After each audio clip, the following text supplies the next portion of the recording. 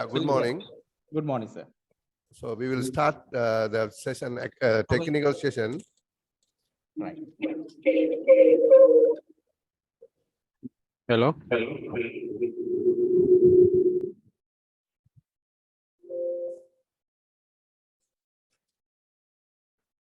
Hello, we will start the technical session on livestock fisheries and aquaculture. So we have 4 presentation that is regarding the presentation on aquaculture, and then dairy products and pasture development and animal feed. So out of the first, so we have panel member, the chairperson, my name Paktinathan, panel members, Dr. Ms. Nafis. So then we will start the first presentation on effect on stocking density of all male in the therapia on integrated rice production or as sativa. So the presented by Mr. Prabhat Kumar. So for the presentation, we are normally giving 10 minutes presentation, 5-minute discussion, altogether 15 minutes. So after 15 minutes, we will make some sound to stop the discussion, presentation and discussion. Thank you. We will start now. So Mr. Prabhat.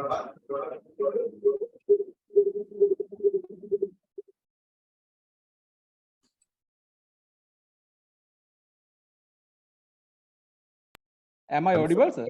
Yeah, audible. So share your presentation, huh? All right. Okay. Okay, sir.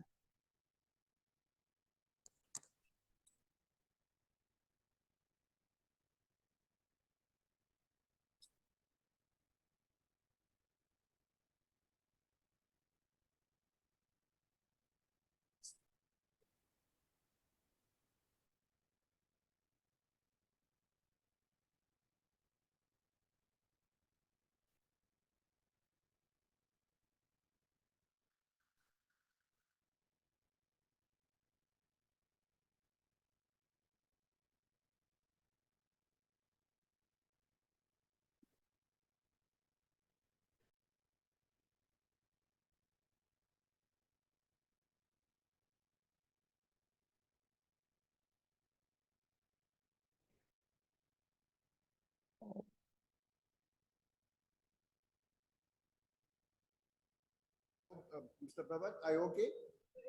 Yes, sir. There is a problem in my end because I'm accessing from the mobile. May can't share my video.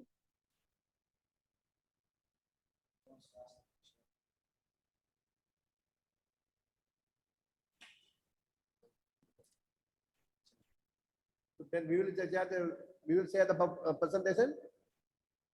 Yeah, I have already sent the presentation. Okay, we will share it. Huh? So Right. number, okay. Yeah, video tracks also shared.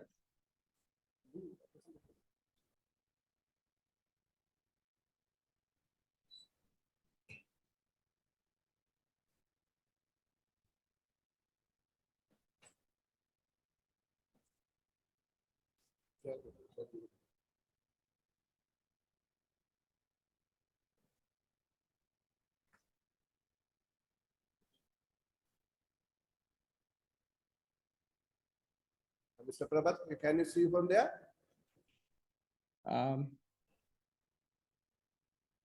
Prabhat.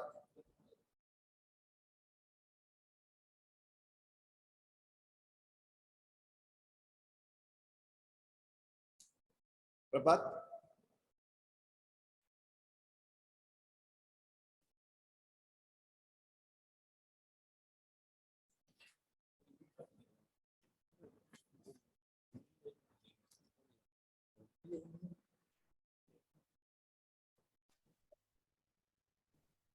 Yeah, I can see. So, Yeah.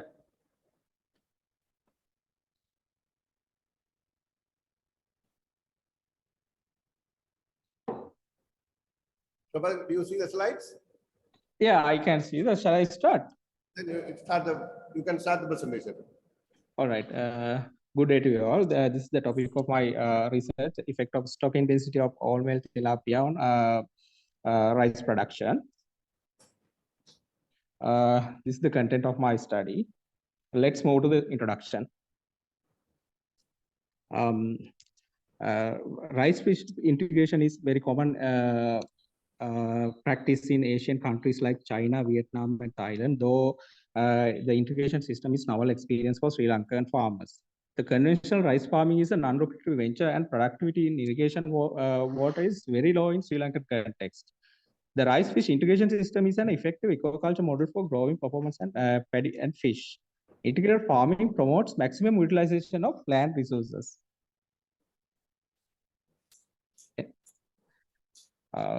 Our previous study in 2020 showed Oreochromis niloticus is most suitable for fish, rice fish integration in Sri Lanka. Growth performance of tilapia will be affected by available space for fish and fish in rice fish integration. Thus, there will be greater need to find out most suitable stocking density for rice fish integration in Sri Lanka.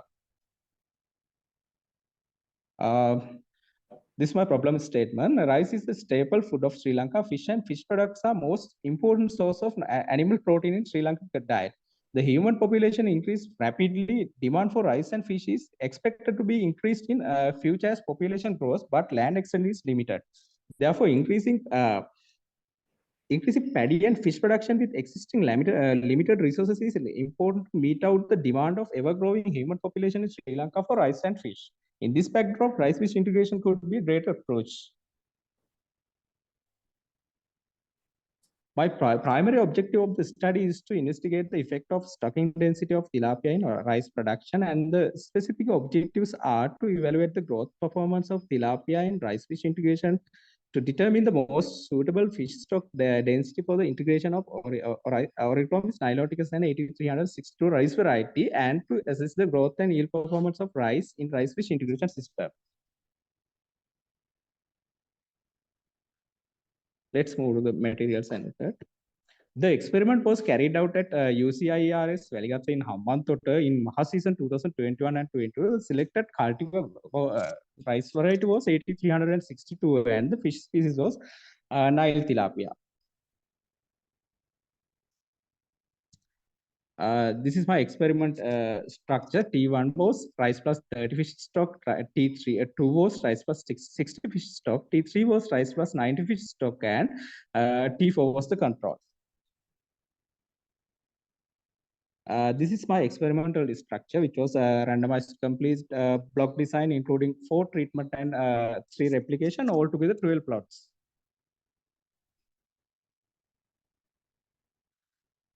For the experiment, I selected monosex tilapia stock. Average weight was 10.87 gram. The stock was acclimatized to the new environment for 2 weeks period. Seeds, after selecting seeds, seed raised according to the Department of Agriculture.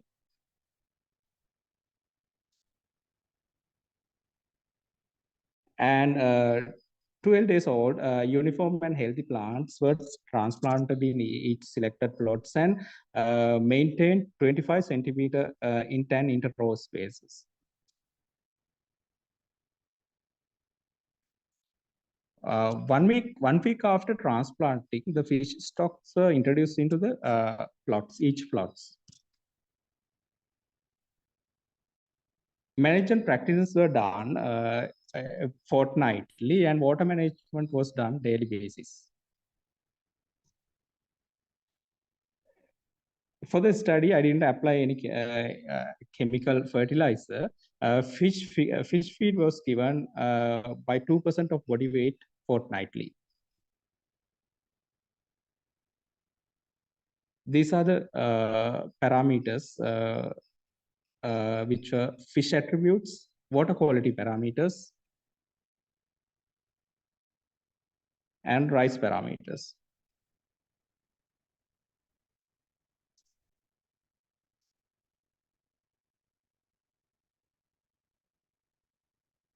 Also, I analyzed cost and benefit.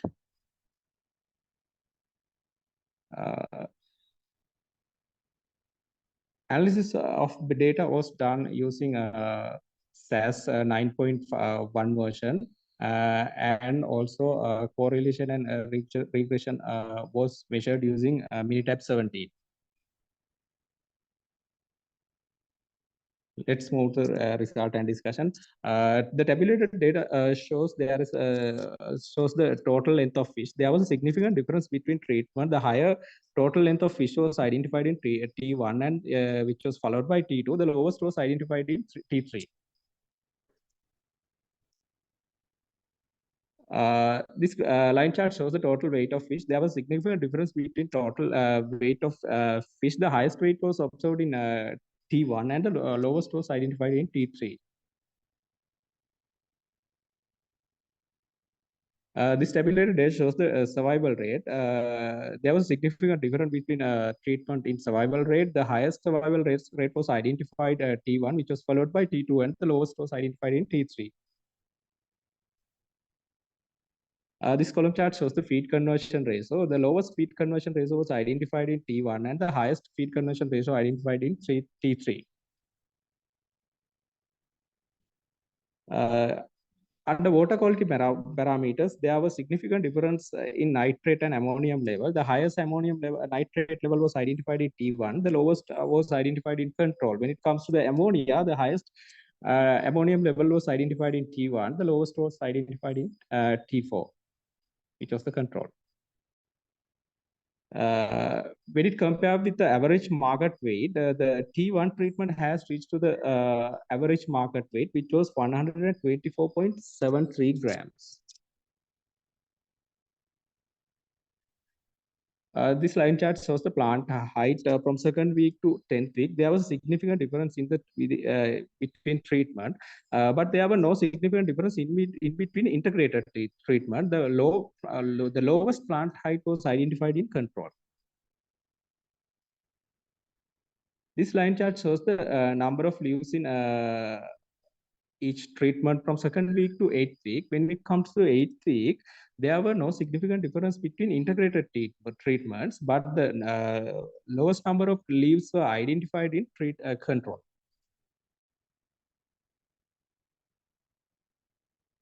This column chart shows the chlorophyll A and B content. There was significant difference between chlorophyll content. The higher chlorophyll content was identified in integrated treatment, and the lowest was identified in control. This tabulated data shows the root length. There was significant difference between treatment in root length. The higher root length were identified in T2 and T3, which was followed by T1. The lowest was identified in T4.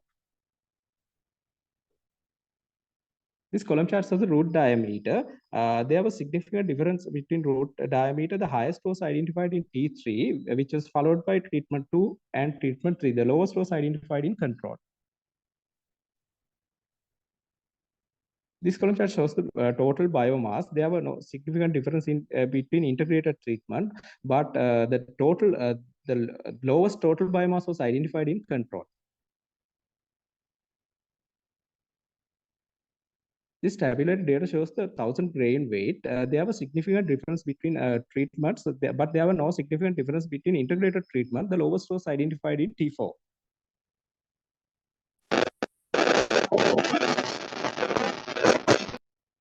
This column chart shows number of panicles from 6th week to 10th week. When it comes to 10th week, the higher number of panicles were identified in T3. The lowest was identified in control, but there were no significant difference between T1 and T2.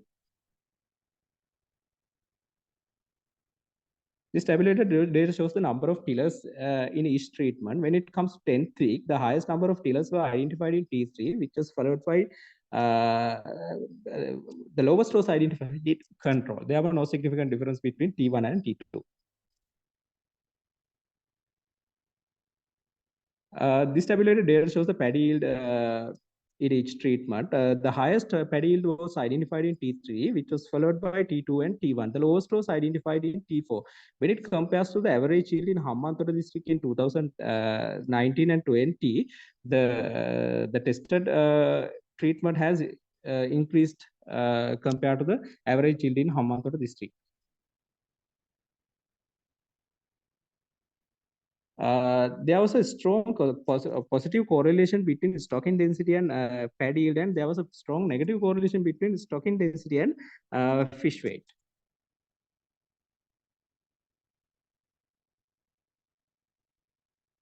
Under cost benefit analysis, there was a strong benefit in T1 and T3 was a drastical loss in this study.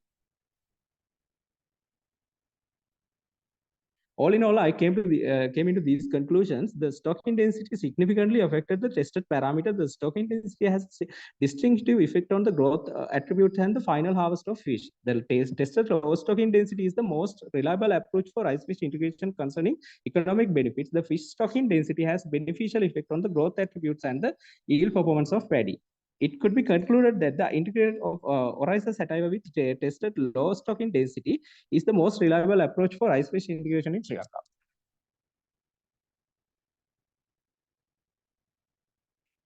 These are my recommendations. The effect of paddy fish integration on quality parameters of fish and paddy could be investigated. The applied research in areas such as small indigenous fish farming in rice field need to be given particular attention concerning organic farming concepts. So, studies on refugee ponds for off-season fish farming could be investigated. These are my references. Thank you.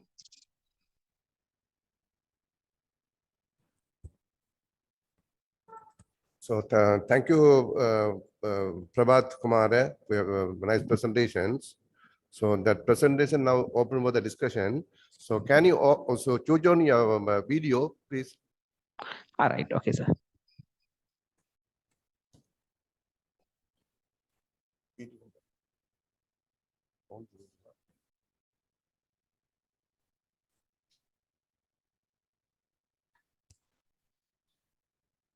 Am I visible? I opened.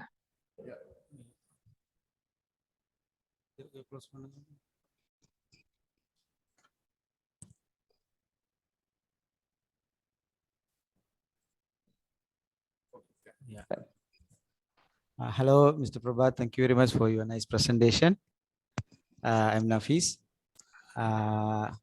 Yeah, your experiment was done in Hambantota, isn't it? Yes, sir. Yeah. Yeah. How long it would be? It was 3.5 months, sir. 3.5 months.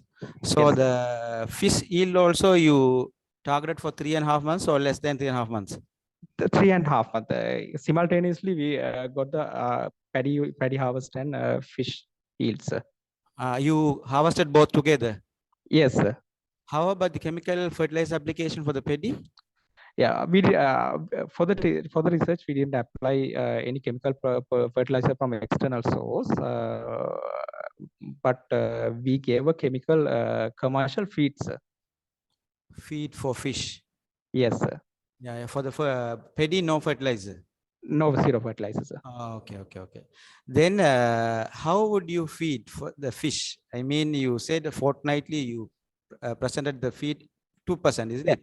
Yeah, so after introducing fish stocking to the treatments, we start feeding daily basis according to their body weight. We increased fortnightly by 2%, sir, from the body weight, sir. Can you tell how did you measure the body weight? Is randomly or by sampling or bulk weight? Sampling, sir. Sampling. You did sampling? Yes, sir. So the source of fish?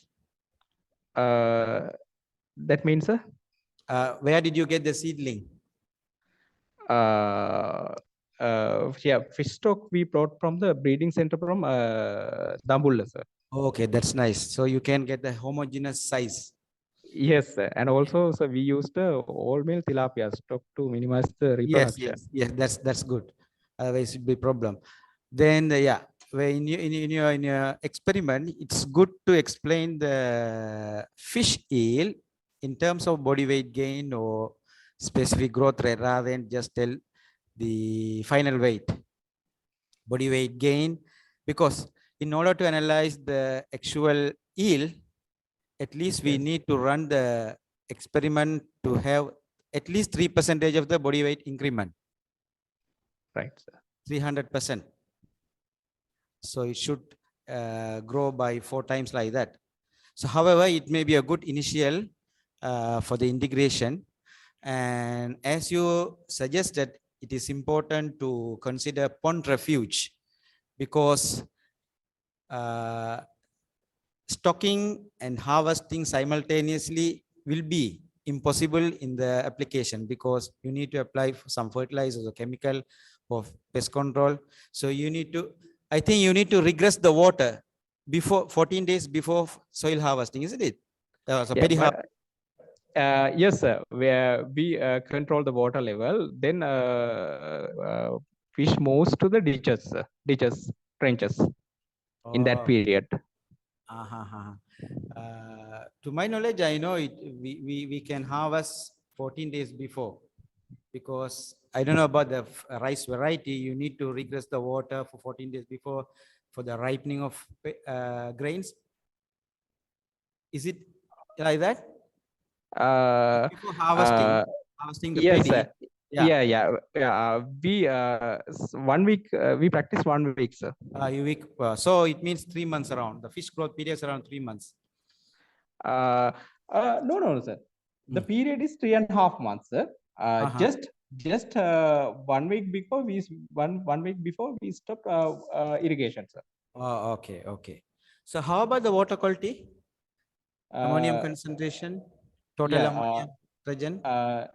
Yes, sir. Ammonium level, there was a significant Just improvement average? in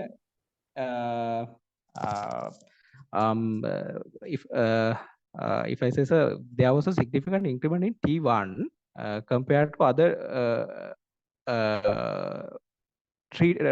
other treatments. Yes, sir. So can you remember the range? Because sometimes the ammonia range may affect the growth. I don't know about because when you feed the commercial fish with the commercial feed, yes, you need to ensure whether all the feed are eaten by fish or it just disintegrate in the water. It may increase the ammonium content.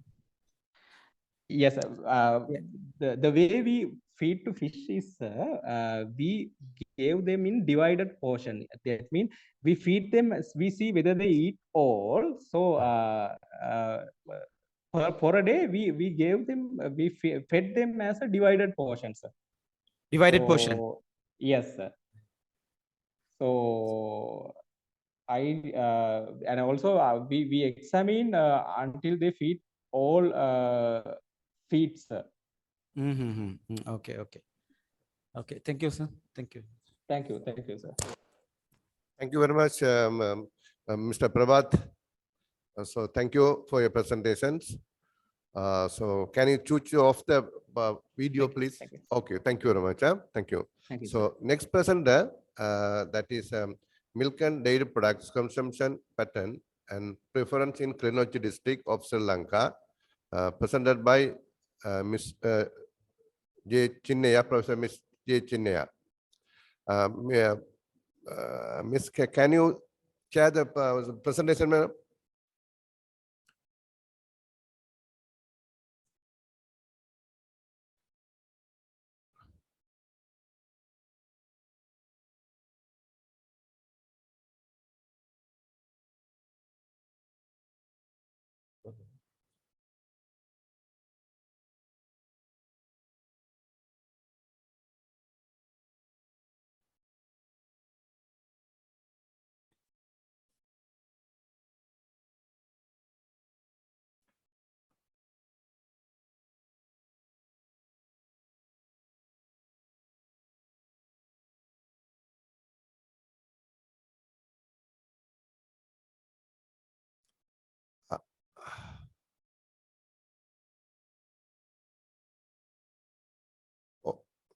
Okay, Ms. Can you cue from us?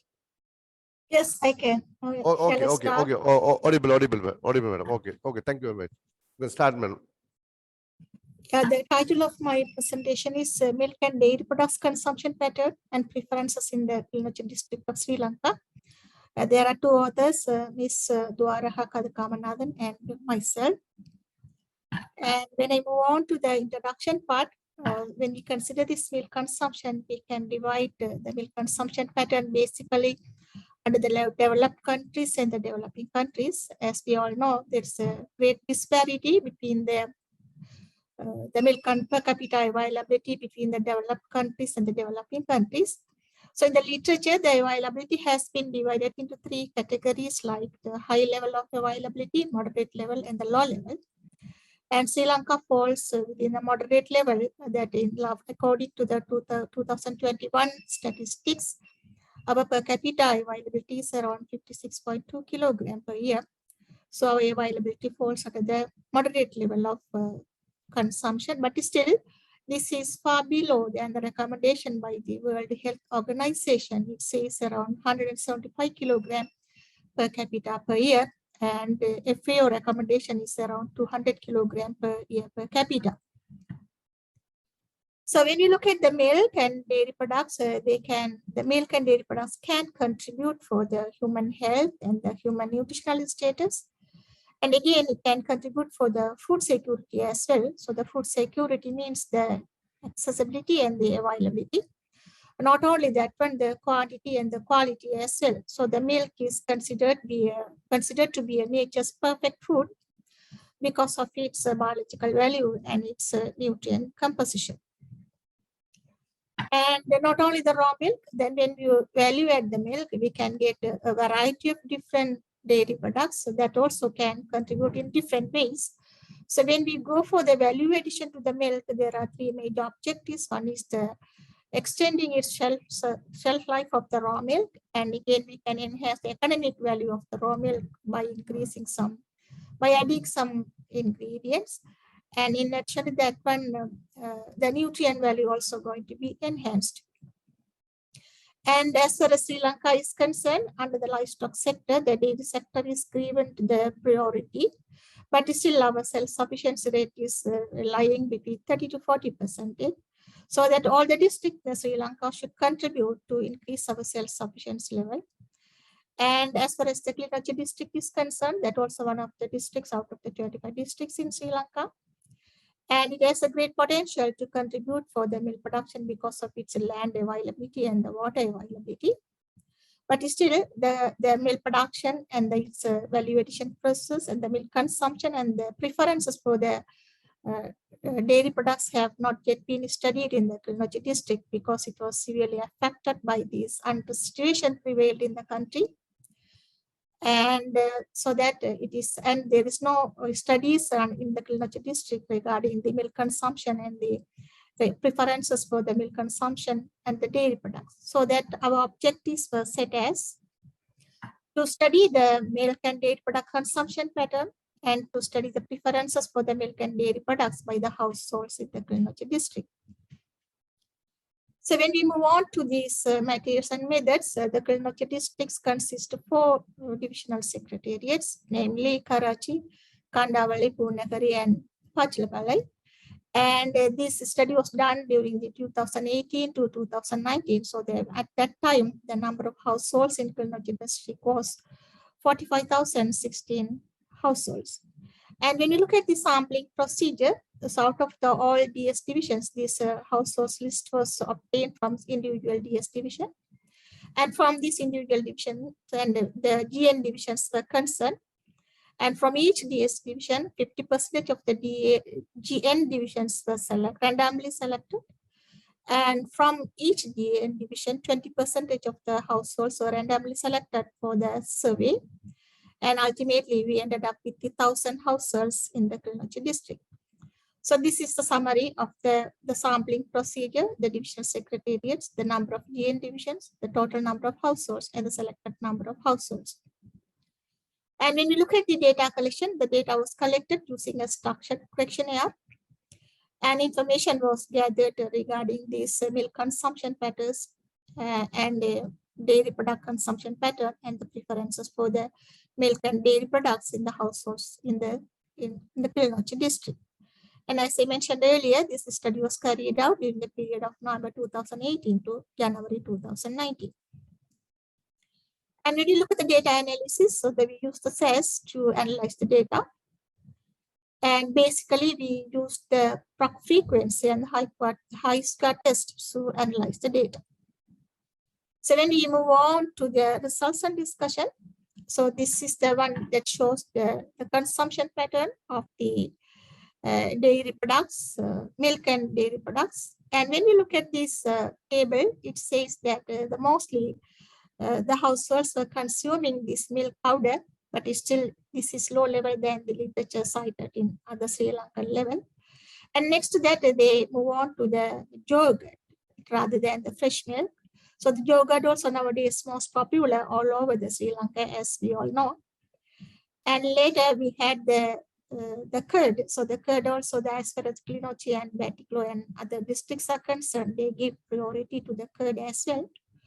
And again, before that, we have the fresh milk too. There's no much difference between the curd and fresh milk. But anyway, the country's objectives is to promote the fresh milk consumption. As a result, we can reduce the money spent for the milk powder importation. We have been spending billions of rupees per year for the importation of the full cream milk powder. So that this study shows, as one of the districts in the Sri Lanka, it has a great potential for the dairy development in Sri Lanka. Still, they are mostly relying on the milk powder, so that the shift should be from the milk powder to the fresh milk consumption. So that we have to take some actions to promote the fresh milk consumption in the Kilinochchi district by educating the households regarding the importance of the fresh milk. Because when we go for the value-added products, this milk is going to be subjected to the heat treatment. So there are so many nutrients we are going to lose. But the fresh milk has the nutritional value, so that promoting the fresh milk consumption definitely will help the nutritional status of the households in the Kilinochchi district. And in addition to that one, when we increase the price of the raw milk and the distribution of the raw milk to the doorstep can enhance the consumption of the fresh milk, and it will increase the nutritional status of the household. At the same time, it will promote ways to increase the dairy industry in the Kilinochchi district as at the end as Sri Lanka as a whole. And in addition to that one, I'd like to highlight here. So if you look at the Kilinochchi district, they have been consuming ghee as well, because daily they get the milk and they separate the cream, and using the traditional methods, they make their own ghee, so that they have been consuming ghee too. And if you look at that, the sources for the milk availability of the milk for the households. So within the households, around 38% of the households have either cattle or the goat as the source of the milk within the household itself, but it's still around 62% of the households has to rely on the outside sources for their milk availability. And again, if you look at what are the species that are contributing for the milk availability. So the cattle contributes around 76%, goat is only 8%, and both around 16%. And here also we can make a note that the goat has a great potential to contribute for the milk availability because of its nutritional aspects. But here too, the awareness program regarding the goat's milk and upgrading the existing indigenous goats can pave way for the goat milk utilization as well. As a result, the milk consumption also can be promoted. And another question we are interested in that why the farmers are not do not like to consume the milk. So the different divisional secretariat people give different reasons. So the major reason the major reason they listed were do not like to consume milk. So then the literature also, they say that there's some consumer attitude regarding the consumption of the milk, so that the education of the farmer regarding the availability. And again, the major fact may be that decides on the consumption rate is the availability and the price and the quality of the milk. So when the farmers know the milk is produced under the unhygienic condition, they do not like to drink the milk. So that the clean milk production and educating the farmers regarding the importance of the milk for the health status of the households and the income generation is one of the factors we have to consider. In addition to that, when some of them mentioned that inefficient insufficient income as well. Around 20% of the household mentioned that insufficient income. That is true. But most of the farmers in the Kilinochchi district are rural farmers and the income level is not sufficient. So whatever the milk they get, they might sell to make the money to make their other essential needs. And the other one, the fear of contamination too, so that the clean milk production becomes an important aspect as far as the milk production in the Kilinochchi district is concerned. So then we move on to this household preference for the milk and dairy products. So it is really interesting. So as we think it is not, it reflects the current situation. So when we look at this raw milk, the preferences lies between the first and second order. But as I mentioned earlier, but they consume only 15% of the households consume fresh milk. So that the preference is there, but still there are some factors that is blocking the consumption of the fresh milk. So that, as I said, that we have to educate the farmers and we have to look at the blocking factors that prohibit the farmers from consuming fresh milk. So that will help the farmers in a greater way. In addition to that one, next to the raw milk, then we can see the curd. So the farmers' preference next to raw milk is the curd. So the curd also, that is, they have been using this one traditionally, so that the curd itself, the nutritional value also enhanced, because here the lactose tolerance is sort of overcome, so that the lactose intolerance problems can be overcome by value-adding milk. So they have the preferences second and third for the curd production or the curd consumption. And in addition, they have the yogurt also has the great potential to contribute for that one. So the yogurt gets the ranks of second, third, and fourth for the consumption and the preference level. And if we look at the UHT milk also, it comes under the second, third, and fourth, because nowadays in the urban area, people go for, so the UHT milk, the urban area, they go for this UHT or packet milk, so that also has a great potential. And next to the fresh milk, the first and second order was occupied by the powdered milk. So this is by some traditional beliefs, so that it has to be broken down. Relying on the imported powdered milk should be broken down by enhancing the raw milk consumption and locally producing the powdered milk within the country itself. And in addition to that one, there are potentials for the ghee as well.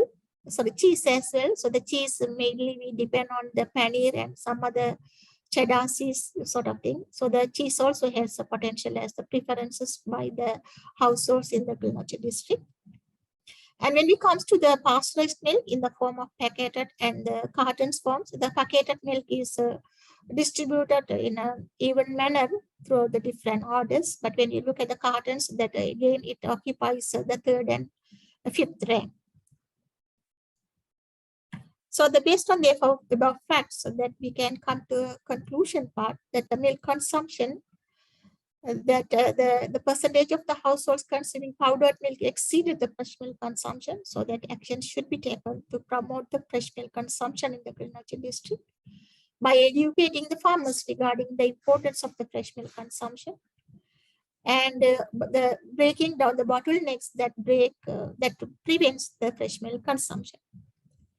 And when you look at the preferences order for the different the milk and dairy products, so the study area consumers showed preference not only for the milk, they consume milk powder and also the variety of milk products too. So this shows that there's a great potential for the value addition to the milk. So that will definitely increase the income generation of the households or the livestock farmers in the Kilinochchi district. As a result, the educating the farmers regarding the technology involved in the value addition to the milk also one of the aspects we have to look into consideration. Thank you.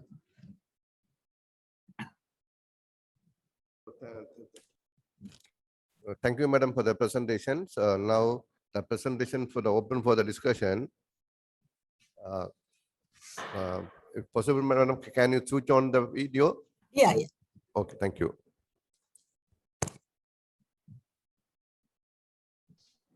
Can you see? Yeah. Can you stop the sharing, Madam? Okay. Okay. Okay, thank you.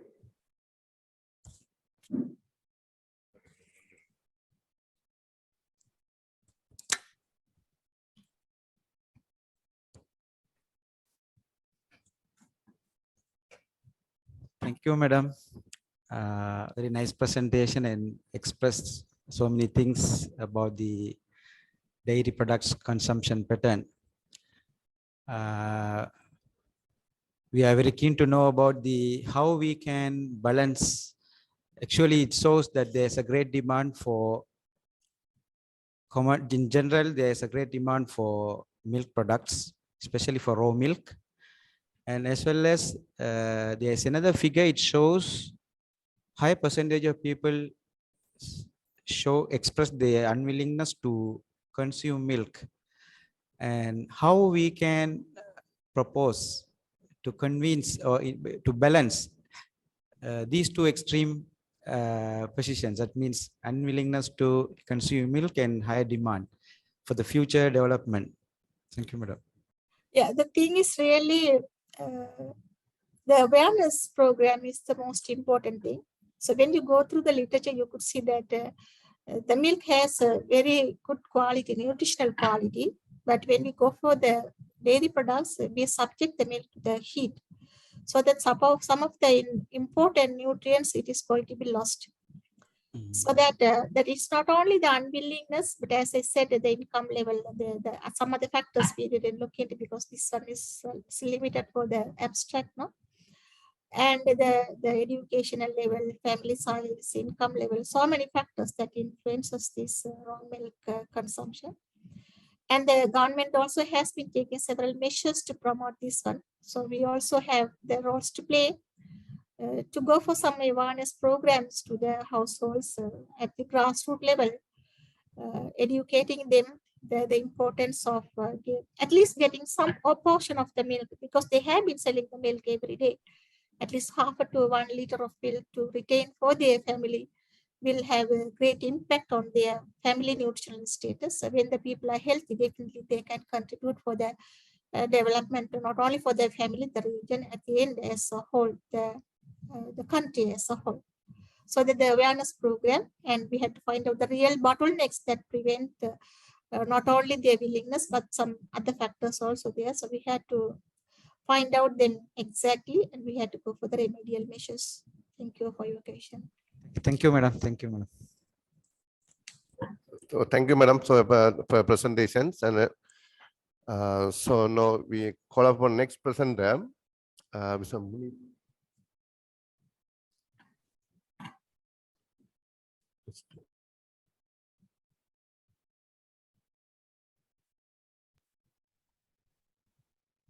Good afternoon, sir. Mr. Fernando, wait for a while. Okay, sir.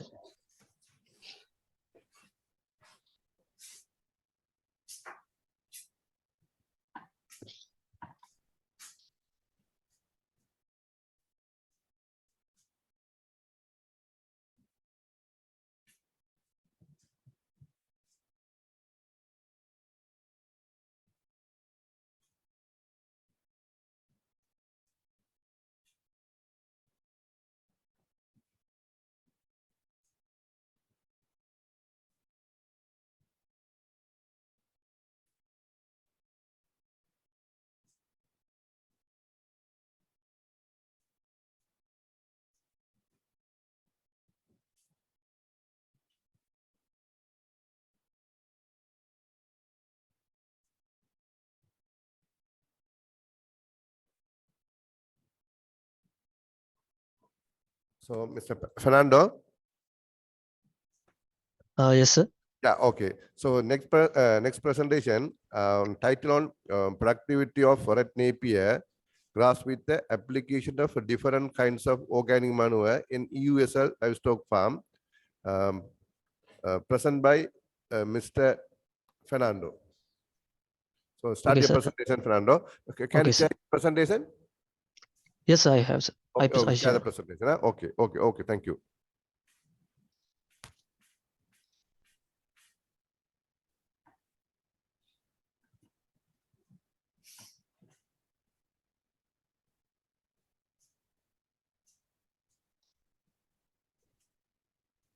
So is this visible, sir? My presentation? Okay, okay, Okay, sir. I will start. Sir. okay, great. Good afternoon to all. Here you can see my research topic. It's productivity of red napier. Its scientific name Penicetum purpureum cross grass with the application of different kind of organic manure in USL livestock farm. I am WSM Fernando. Then mention other authors. Let's see what are the content of my presentation. First one, introduction, problem statement and justification, objectives, material and methods, result and discussion, conclusion, suggestion, finally references. An introduction, first we will see the main forage sources in Beticulo area, paddy straw, cassava leaves and stems, seasonal weeds, banana waste and roadside grazing, and also a variety of napier hybrid among other high yielding forests have recently been introduced. Even though the red napier is still not much popular in Sri Lanka, by applying biofertilizer and farmyard manure, significant effort have been made to reduce the use of inorganic fertilizer in field crops. This can reduce the production cost of high yielding for cultivation. Manure produced by livestock activities capable of causing serious environmental pollution, such as air pollution.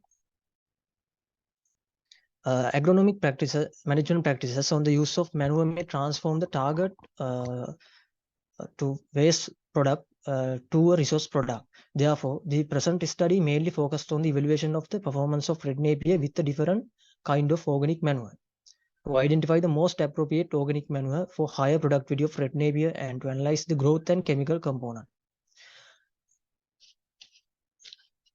Here I mentioned what are the reasons to select a red napier. Red napier grass is propagate easily. It has soft stem that is easy to cut. It has deep root, so is fairly drought resistant. The tender young leaves and stems are very palatable for livestock. Especially goats are more prefer to eat this red napier grasses. And red napier grass grow very fast. Under problem statement and justification, these days there is a crisis in animal feeds and fertilizers, so finding new fodder variety and their quality evaluation is most valuable in this current situation. Green fodder is an economic source of nutrient for ruminant animals. It is highly palatable and digestible. Microorganisms present in green fodder help in improving the digestibility of crop residue under mixed feeding system. It also helps in maintaining good health and improving the breeding efficiency of animals. Increased use of green fodder in the ration of animals may reduce the cost of milk production. To reduce the gap between the demand and availability of green fodder, there is a need to improve green fodder yield. The economic benefits obtained from using livestock manure can be effective.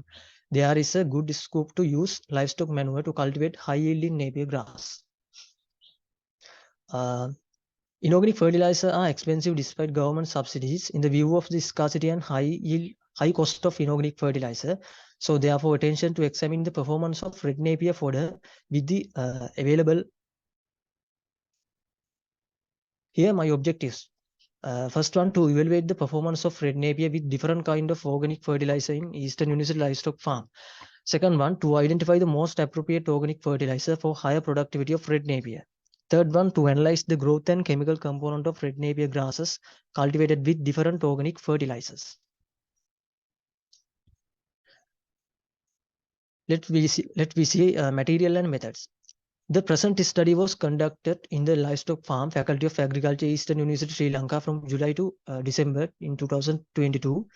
The field experiment was carried out according to the completely randomized design with 5 treatments. Each treatment was replicated 3 times. There were 15 plots. Its area is 3 into 3 square meter. The uniform cuttings. The cuttings length is 15 centimeter. Diameter is 2 centimeters. It should contain 2 knots.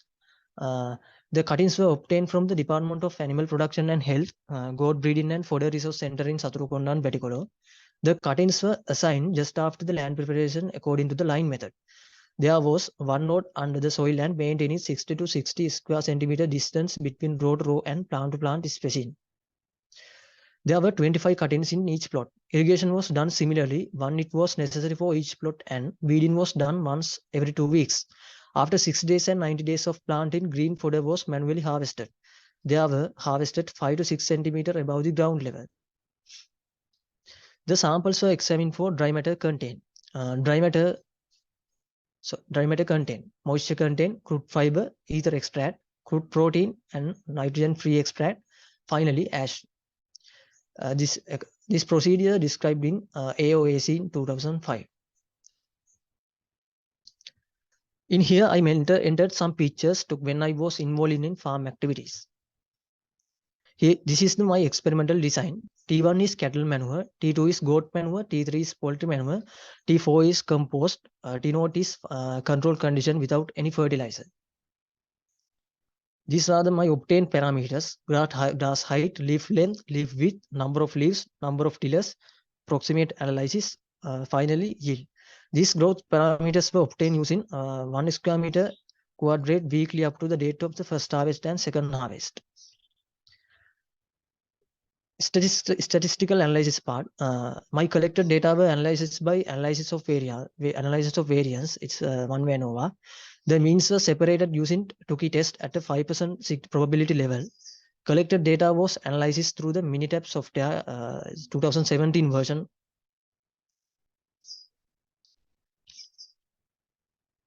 According to this image, first one showed land preparation, second one and third one related to the manure application. Fourth one is a planting. Fifth one showed watering, and final one showed harvesting stage. These all photos I was taken when I involved in the proximate analysis testing in lab. Under result and discussion part, significantly higher mean values were observed for dry matter, height, number of leaves, number of tillers, leaf length, and leaf width, respectively, from plots treated with poultry manure. After 60 days and 90 days of planting, while the lowest values were obtained from the control treatment, where we didn't apply any organic manure. This was confirmed by Tagoe. He reported that the poultry manure is a good source of minerals such as nitrogen, phosphorus, potassium, calcium, magnesium, sulfur, manganese, copper, zinc, chlorine, boron, ferrous, and molybdenum. And also the improvement in growth parameters like the plant height and the number of tillers with maturity enhanced the fodder yield. This finding is agreement with the finding reported by Imran. Within this table, I highlighted in yellow color, highest value showed data at the experiment time. From red color, I highlighted least value. According to this evidence showed T3, that means poultry manure treated plots showed best performance through my research. Dry matter was significantly higher in red Napier cultivated with poultry manure at first and second harvest, whereas the lowest value were obtained for the control treatment. Even though observed that the average dry matter of red Napier was around 20%, the present results were quite lower than their reported value. But the red Napier cultivated under poultry manure showed 16.11 and 22.29% dry matter content during the first and second harvest, respectively, and it was more or similar to the previous finding. Furthermore, Manu reported that the dry matter increased in a progressively linear manner with the edge of Napier grass. This was in close agreement with the previous finding of Haryani, who found that the dry matter of Napier grass increases with the increment of cutting interval. The crude fiber content was markedly higher in red Napier cultivated with poultry manure during first and second harvest.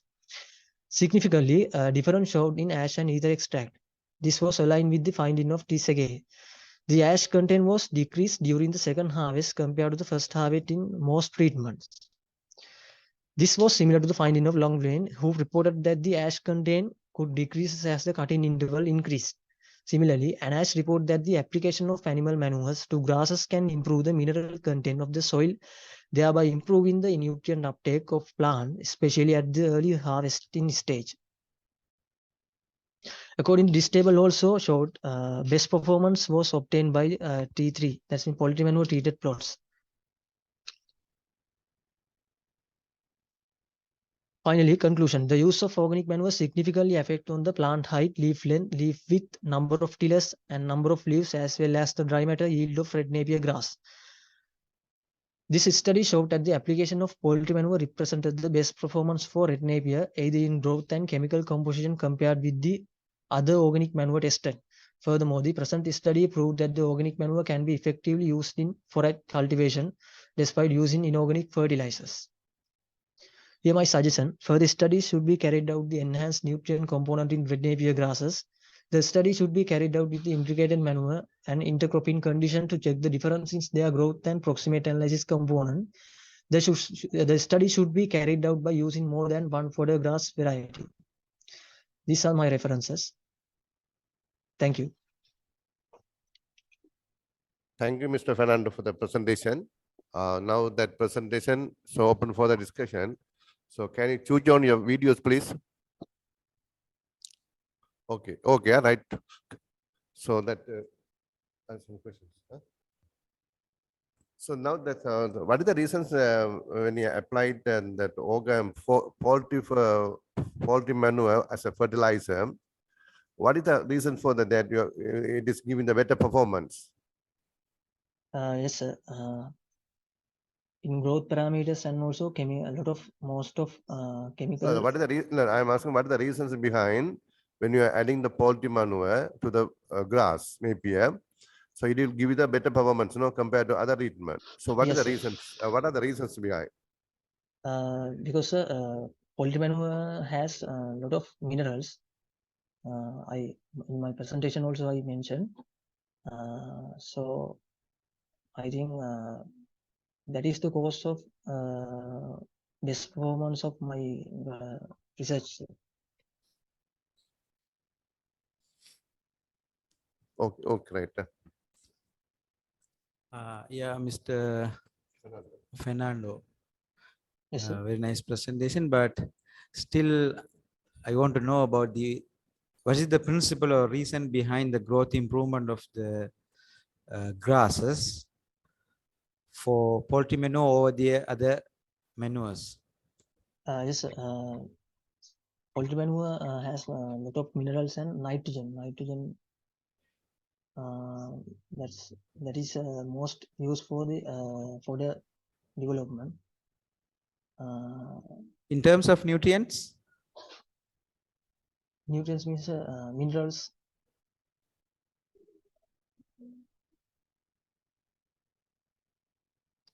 Okay, okay, Mr. Fernando. Okay. Okay, thank you very much, Mr. Fernando. So can you switch off your video, please? Mr. The next presentation is determination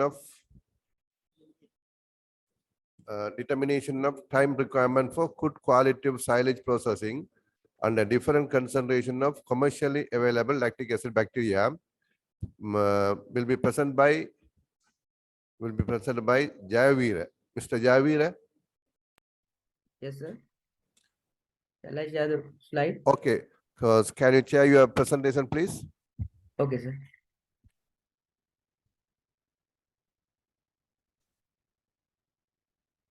Okay, thank you very much.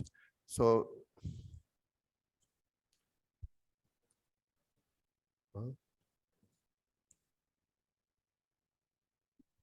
okay, so start your presentation. Okay, sir. Good afternoon, all of you. I am Asita Dilchan Jaivira from Department of Animal Science in Eastern University. My research topic is determination of time requirement for good quality silage processing under different concentration of commercial available lactic acid bacteria.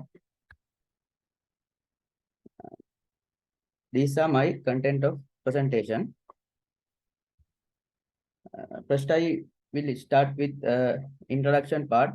The main aim of silage making is to conserve the plants with a minimum loss of nutrition value by fermentation of soluble carbohydrate in an anaerobic environmental into organic acid, preferable lactic acid, which reduce pH. Inoculants that contain lactic acid bacteria are often used as silage additives to enhance the lactic acid fermentation, hence to better preserve the ensilage material. Example for lactic acid bacteria used for silage making: Lactobacillus plantarum, Lactobacillus butyri, Lactobacillus lactic, etc. The fodder crops such as maize, sorghum, oats, pearl millets, and hybrid napier, and the grass such as rye, signal rich in soluble carbohydrates are more suitable for silage making. If more crops are available, it is highly recommendable to produce silage to combine for more products or byproducts. It is called combined silage. Main objective is my research to determine the time requirement for good quality silage processing under different concentration of commercial available lactic acid bacteria by using different fodder, pasture grasses, and combination of fodder. Next, we will look on the materials and method parts. Under forage selection, maize, CO3, super napier were selected as fodder grasses. Bacteria brachyantha were selected as the pasture grasses. Super napier and maize was selected as the combination of fodder. All the fodders harvested at the flowering stage. Fodders and grasses were chopped according to the equal size by using grass chopper. Under bacteria culture preparation, in here 5 gram of bacteria sample was dissolved in 5 liter of distilled water and prepared lactic acid bacteria solution. Now you can see preparation of lactic acid bacteria concentration. I used several concentration of lactic acid bacteria. They are without lactic acid bacteria. 25 milliliter lactic acid bacteria with 75 distilled water, 50 milliliter lactic acid bacteria with 50 milliliter distilled water, 75 milliliter lactic acid bacteria with 25 distilled water, 100 milliliter lactic bacteria without distilled water. Under preparation of silo, equal size chopped and wilted pasture and fodder grasses were used. The prepared inoculant was added and thoroughly mixed with the grass sample. The prepared samples were tightly packed in transparent bottle and sealed, then keep it dark area. Now we will discuss about experimental design. Two-factor factorial CRD design was selected and 4 replicates were used for each treatment. Factor 1 explain about the variety of pasture and fodder grasses. Factor 2 explain about the concentration of lactic acid bacteria such as 0 concentration, 25, 50, 75 and 100% concentration. Now let's turn on the way to measurement taken for my research. They are the time required for good quality silage processing. Next, physical characteristics such as color, odor, texture, and any mold contaminations, pH. Other one, chemical analysis of dry matter content, ether extract, crude protein, crude fiber, ash, nitrogen-free extract content. This is my statistical analysis. Graphically representation was used elaborate the time duration obtained for each treatment, time duration, approximate analysis, result obtained for processing silage under each treatment were analyzed by general linear model ANOVA by using Minitab version 17. Next, we will move on the result and discussion part. I mainly focus on 3 factors. They are time requirement, physical evaluation of silage, chemical analysis, and pH value of silage with different concentration of lactic acid bacteria. First, we will look on the time consuming of silage making silage using commercial available lactic acid bacteria. This chart shows the day of silage making. You can visible 45 days spent for making silage without lactic acid bacteria, and you can see you can visible at the lactic acid bacteria reduce the time for making silage. Now you can see you can visible the physical evaluation of silage prepared by using commercial available lactic acid bacteria. Silage made from maize, CO3, Bacteria brachyantha had olive green color. Super napier and super napier plus maize had deep olive green color.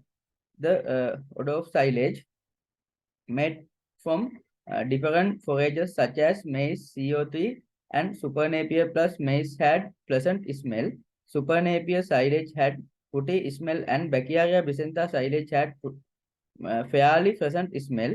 CO3, maize, super napier and super napier plus maize had firm texture, but Bacteria brachyantha silage had soft texture. All silage are free from the molds. finally, we will turn on to the chemical analysis of analysis and pH value of silage made from different pasture, water, and combined forages. This chart shows the highest dry matter content in Super Napier plus maize combination silage and lowest dry matter content so in the Super Napier silage. We consider the ether extract, highly ether extract show in both Super Napier and maize combination and CO3 silages. Highest good fiber show in the Bacchiaria bisentha. Another one, fruit protein show in the both CO3 and Super Napier plus maize combined silage. Highest nitrogen free extract show in the maize silage. Bacchiaria bisentha show the highest ash content in this chart and also equal value of pH got for all silages. Now we will move on to the conclusion part. Super Napier plus maize silage was prepared with good quality of combined silage with 7 days of mixing lactic acid bacteria.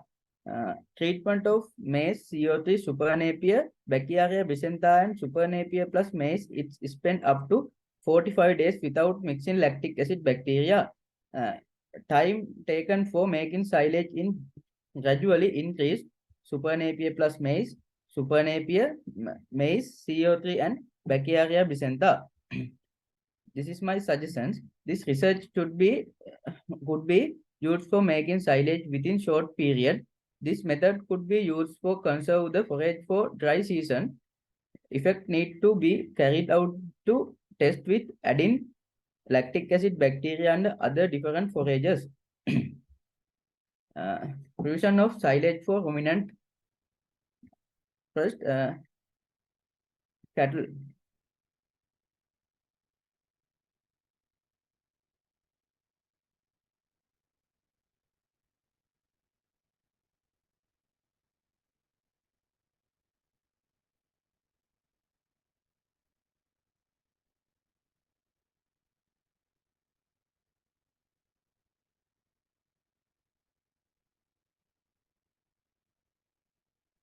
Now we will see goat. Only maize silage consume the goat, but other silages are rejected.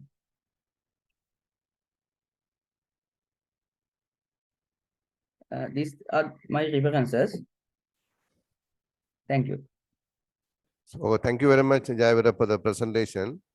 So now that presentation open for the discussion. So can you switch on your video, please? Camera. Okay, sir. Okay, thank you.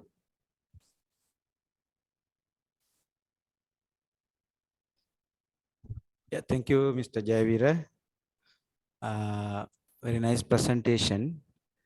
And Thank you, sir. I wonder why did you choose a factorial design for this? I get for one factor grass variety. Then another factor is concentration of lactic acid bacteria. Yeah, fine. Then how did you analyze these two factors? Yeah, sir. Huh? Yes, sir. I analyzed two factors, but grass varieties not a significant difference, sir. Then Okay. So when you analyze two factors, how many results should be? One is interaction, and there's a main factor. There are two main factors, isn't it? yeah, sir. Yeah, grass and concentration. Yes, sir. Yeah. We want to know about the results. How did you suggest, and what is the interaction? So what is the combination is more suitable, or whether it is main factor is suitable or what? Yeah, sir. I analyzed all the treatment, but sir, Sir, Oh, yeah. no any interaction in the grass variety, sir. Interaction in only concentration, but I mainly focus on reduction of time, sir. Yeah. The time factor is good for on which treatment? Super Napier plus maize combined silage is good, sir. Sorry, maize. Super Napier plus maize combination silage is for the 7 days only, sir. Okay. So you did not combine the grass variety with the concentration of the commercial product. Okay. Because in the analysis, you should be very careful when you do the factor analysis. You should mention about the interaction. That's why we are designing this factorial analysis. We need to see how the impact of both combined factors. Okay. Then in your proximate composition, can you show the Brachiaria brisanda? Okay, the crude fiber as well as the ash content. Both are showing high percentage. How Yes, is sir. it possible? Proximate composition of Brachiaria brisanda, I think so. It shows high percentage of crude fiber. At the same time, ash also. Is it possible? Because when you analyze the crude fiber, usually we remove the ash. And in your graph shows both are in high percentage, maybe around more than 80% both together. How about the other 4 nutrients or even the water? You just check, huh? You just check. Okay, sir. Yeah. Thank you. Thank you, sir. So, okay, thank you very much, Jayaviram. So now our technical session 5 is almost the presenters are presented the presentation. Under that technical session number 5, livestock session aquaculture. So we had 4 presentations. So one is regarding the stock density with the integrated rice production, and second presenters milk dairy product preference among the Cleanup district. A third presentation regarding on that Napier grasses, how do you involve in the application of fertilizers to develop the grass. And fourth presentation regarding on, so how do you make silage, the applying of lactic acid bacteria for the fermentations. So those are the different types of presentation for a different angle you are presented. So we are thankful for presenters for your good presentation and presentation and good information for a community as well as for academics. So with that, I am thank for the presenters and also thank for our panel members and our supportive staff for to run the technical session, livestock officer and aquaculture. So with that, we are wind up our session, technical session. Thank you very much.